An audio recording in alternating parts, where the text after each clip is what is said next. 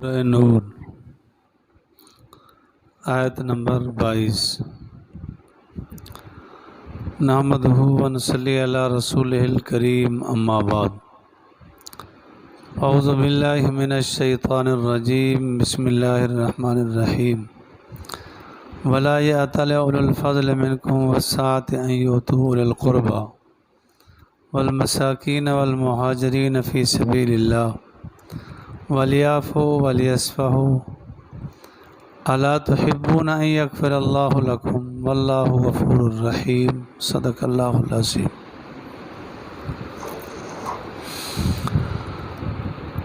حضرت عائشہ رضی اللہ تعالیٰ عنہ کی برات اللہ رب العالمین نے ظاہر فرمائی اور خوب فرمائی۔ حضرت عائشہ رضی اللہ تعالیٰ عنہ فرماتی ہیں کہ طبیعت میری کافی متاثر تھی،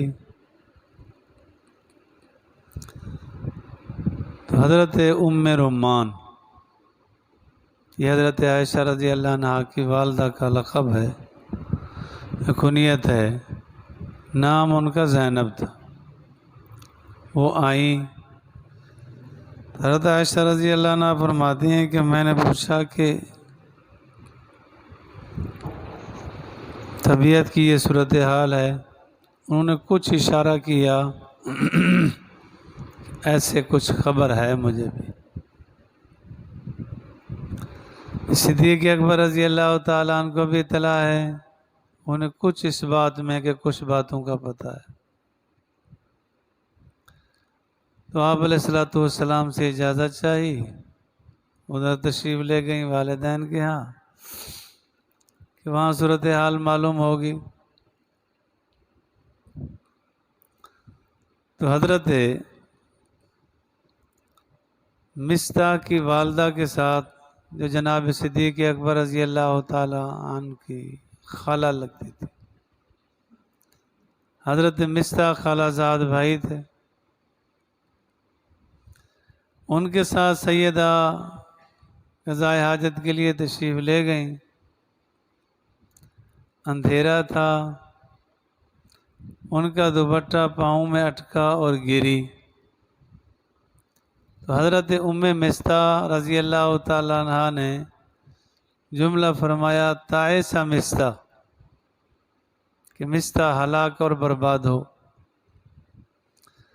حضرت عائشہ رضی اللہ عنہ فرماتی ہیں کہ میں نے کہا وہ تو بدری صحابی ہے، اب اس کو بد دعا دیتی ہو۔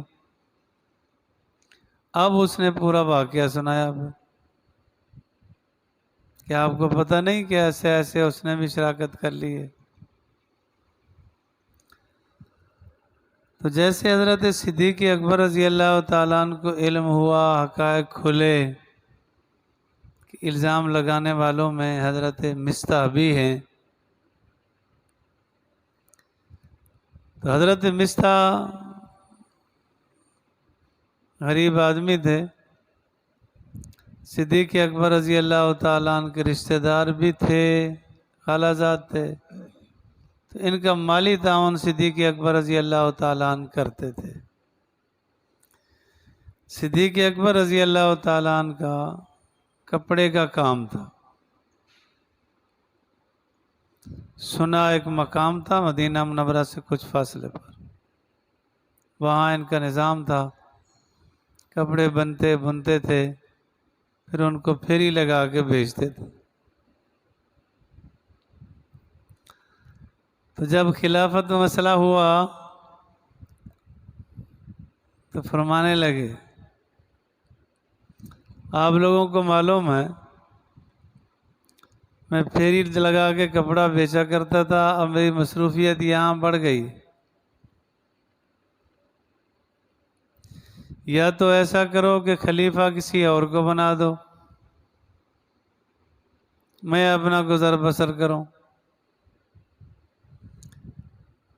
تو پھر شورا نے یہ مشورہ دیا کہ نہیں، آپ کا وظیفہ جاری ہونا چاہیے۔ تو 25 درہم وظیفہ مقرر ہوا۔ اس سے صدیق اکبر رضی اللہ تعالیٰ عنہ اپنے گھر کا گزر بسر چلایا کرتے تھے۔ صدیق اکبر رضی اللہ تعالیٰ عنہ نے قسم کھا لی کہ میں مصطح کا مالی تعاون نہیں کروں گا۔ ایک رشتہ دار ہے، قریبی رشتہ دار ہے، اس کا مالی تعاون بھی کیا جاتا ہے، پھر بھی وہ الزام لگاتا ہے۔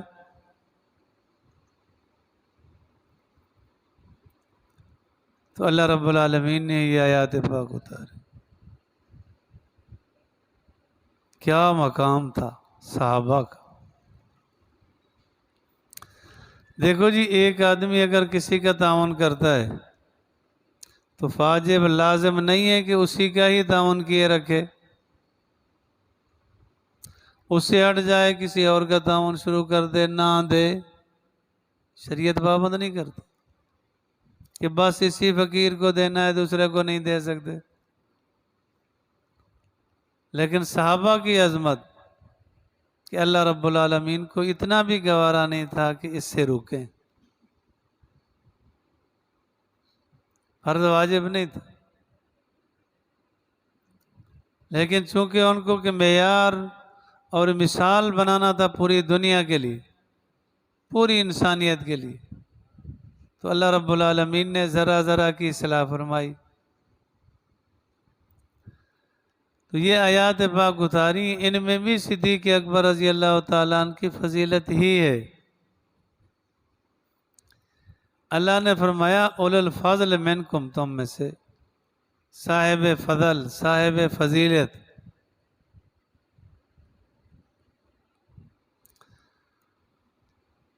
صحابہ اکرام رضوان اللہ تعالیٰ علیہم اجمعین جیسے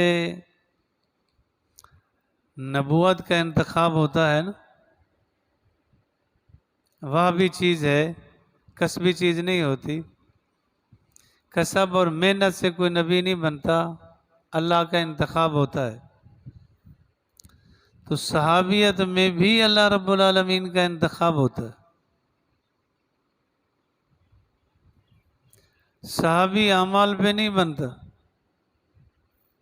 صحابی ایمان کی حالت میں نبی کو دیکھ لے، ایمان پر موت آ جائے، بس ایک نماز بھی نہ پڑھی ہو وہ جنتی ہے، صرف اتنا۔ تو اللہ رب العالمین نے بڑی فضیلت بخشی ہے اور ایمان کا معیار بتایا صحابہ کو، معیار ایمان۔ اذ یقول لصاحبہ لا تحزن، اس آیت پاک میں صدیق اکبر رضی اللہ تعالیٰ عنہ کی صحابیت کا ذکر ہے۔ اگر کوئی صدیق اکبر رضی اللہ تعالیٰ عنہ کی صحابیت کا منکر ہوگا، وہ حقیقت میں قرآن کا منکر۔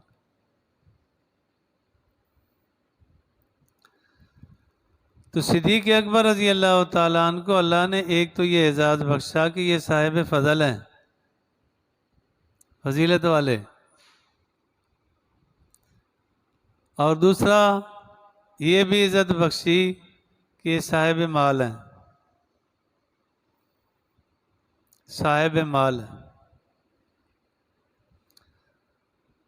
اللہ اکبر۔ جب صدیق اکبر رضی اللہ تعالیٰ عنہ کے وفات کے دن قریب آئے تو حضرت عائشہ رضی اللہ تعالیٰ عنہ سے فرمایا کہ آپ علیہ الصلوۃ والسلام کی وفات کس دن ہوئی تھی؟ عرض کیا پیر کے دن۔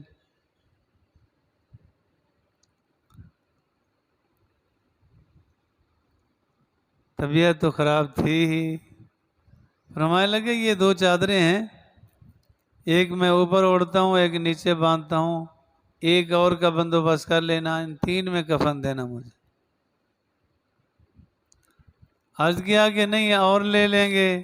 کہا نہیں، وہ نہیں کسی اور کے کام آ جائیں گے۔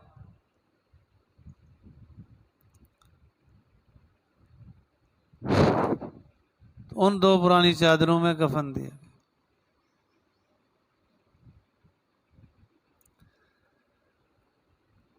تو صدیق اکبر رضی اللہ تعالیٰ عنہ نے جیسے قسم اٹھائی، اللہ رب العالمین نے یہ تنبیہ فرمائی۔ تو اللہ رب العالمین نے جو حدود مقرر کیے ہیں نا، اس حد میں رہیں گے عافیت پا جائیں گے۔ حدیث پاک میں آتا ہے قیامت کے دن اللہ رب العالمین ایک حاکم کو بلائیں گے۔ اللہ رب العالمین فرمائیں گے کہ تو نے فلاں پہ حد جاری کی تھی، ایک کوڑا زائد لگایا تھا۔ وہ کہے گا اس لیے لگایا تھا تاکہ لوگوں کی اصلاح ہو۔ اللہ فرمائیں کہ جتنا حد میں نے مقرر کی تھی تو مجھ سے زیادہ جانتا ہے کہ اصلاح کس میں ہو سکتی ہے۔ ایک اور کو بلایا جائے گا کہ ایک کوڑا کم لگایا تھا، وہ کہے گا مجھے رحم آ گیا تھا۔ اللہ فرمائیں کہ مجھ سے زیادہ رحیم تھا تو جو اللہ نے حدود مقرر کیے ہیں اگر اسی پر 100% مسلمان اتر جائیں اصلاح ہو جائے گی۔ لیکن چلتی ہے رعایت رواداری، اپنے ہیں جو چھوڑ دیا جاتا ہے، بڑے ہیں تو چھوڑ دیا جاتا ہے، جو یہودیوں کا طرز۔ حضرت عمر ابن عبدالعزیز رحمۃ اللہ علیہ کے زمانہ میں ایک گورنر نے لکھا کہ ہمارے ہاں چوریاں زیادہ ہو رہی ہیں، میں یہ چاہ رہا ہوں کہ اگر کوئی آدمی چوری میں پکڑا جائے اس کا ہاتھ بھی کاٹا جائے، کچھ جرمانہ بھی لگا دیا جائے۔ عمر ابن عبدالعزیز رحمۃ اللہ علیہ نے لکھا کہ اللہ کے حدود مقررہ سے چوریاں بند نہیں ہوتی تو اللہ کرے نہ ہوں۔ جو اللہ نے ایک قانون مقرر کیا ہے اس میں تو اصلاح ہے ہی، پھر کیسے نہیں ہو رہی؟ ایسا نہیں ہے۔ فرمایا تم ان کے ساتھ 100% انصاف کرو، تمہیں کسی چیز کی ضرورت نہیں ہوگی، نظام سب سیدھا ہو جائے۔ تو بالکل ایسا ہی ہے، لیکن حدود سے کبھی آگے نکل گئے، کبھی پیچھے نکل گئے، کہیں رحم آنے لگا، کہیں غصہ آنے لگا۔ اللہ فرماتے ہیں ولا یاتل، مناسب نہیں ہے، اولو الفضل منکم، فضل والوں کے لیے، منکم تم میں سے، اور وسعت والوں کے لیے۔ کہیں ہو تو کہ وہ دیتے تھے اولی القربا، رشتہ داروں کو، مساکین، مہاجرین فی سبیل اللہ کو، ولیعفو چاہیے کہ وہ معاف کر دیں، ولیصفحوا چاہیے کہ درگزر کریں۔ اس میں جناب مصطح رضی اللہ تعالیٰ عنہ کی بھی فضیلت ہے کہ اللہ سفارش فرما رہے ہیں معاف کر دو، کیا مقام ہے! اللہ رب العالمین سفارش فرما رہے ہیں درگزر کرو، معاف کر دو۔ یہ بدری صاحب ہی اللہ رب العالمین نے صدیق اکبر رضی اللہ تعالیٰ عنہ کو ایک مراقبہ سکھلایا۔ فرمایا الا تحبون ان یغفر اللہ لکم، کیا تم پسند نہیں کرتے ہو کہ اللہ تم کو معاف کر دے؟ مراقبہ سکھلایا کہ ذرا غور کرو، معاف کرو گے تو معافی ملے گی، کسی کا بھلا سوچو گے تو بھلا ہوگا،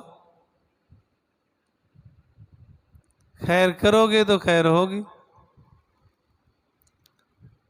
سوچو کہ اگر اس کے اندر ایک خامی ہے تو اپنا ذرا غور کرو، مراقبہ کرو میرے اندر کتنے ہوں گی۔ شیخ الحدیث مولانا زکریا رحمۃ اللہ علیہ نا خادم کو ڈانٹ رہے تھے، مولانا الیاس رحمۃ اللہ علیہ گزر رہے تھے، ان کو پتہ نہیں تھا، ادھر منہ تھا، پیچھے سے یوں گزر رہے تھے، فرمانے لگے معاف کر دو۔ تو دیکھا نہیں کہ کون کہہ رہے ہیں؟ چچا بھی تھے، استاد بھی تھے، مولانا الیاس رحمۃ اللہ علیہ۔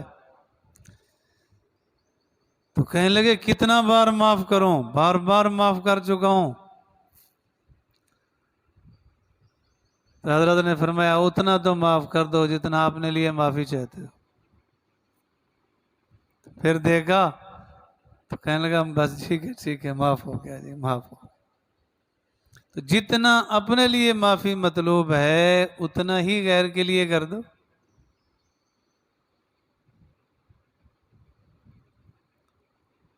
کبھی اصلاح کے لیے تنبیہات بھی ہوتے ہیں۔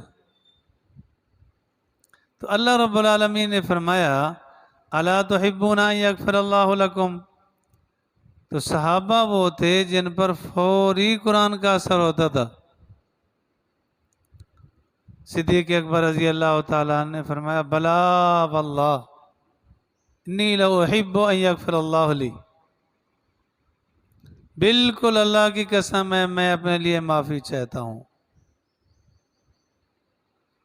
چھوڑ دیا، پہلے سے بھی زیادہ تعاون شروع کیا۔ حضرت مصعب رضی اللہ تعالیٰ عنہ واللہ غفور، اللہ بخشنے والا رحم کرنے والے ہیں۔ اللہ رب العالمین مجھے اور آپ کو اسلامی تعلیمات پر عمل کی توفیق بخشے۔